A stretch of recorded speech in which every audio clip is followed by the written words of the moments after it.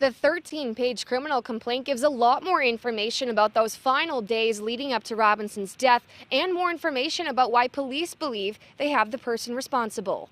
The complaint is fairly detailed and describes a pretty heinous act. According to that criminal complaint, Kimberly Robinson told her mother that she and Mustafa Bush had been in an on-again, off-again relationship for 2 years, and they were fighting on Christmas Eve. After a family holiday gathering, Robinson's son dropped her off at a friend's house around 8:30 p.m. She posted on Facebook around 10 o'clock that night, and then her family never heard from her again. She was found dead in a ditch 2 days later.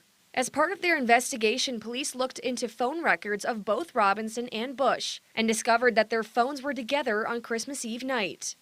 On Christmas Day, both Robinson and Bush's phones were traveling together. That night, both of their phones were at the house they shared, but around 9 o'clock, Bush's phone was shut off and Robinson's moved.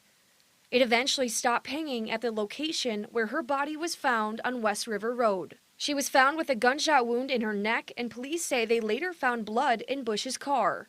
It's still unclear where and when she died, but officials say some investigations just take time. The BCA responded to the scene and did a lot of processing of the scene. We don't have any of that information back yet, but we feel pretty strongly that Mr. Bush is responsible, and we want him to be held accountable. And law enforcement says the investigation is far from over.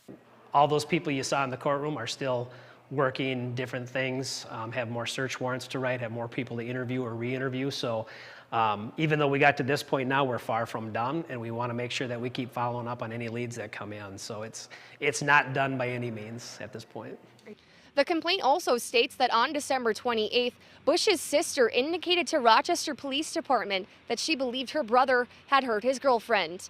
Eventually, Bush and a family member went to the law enforcement center.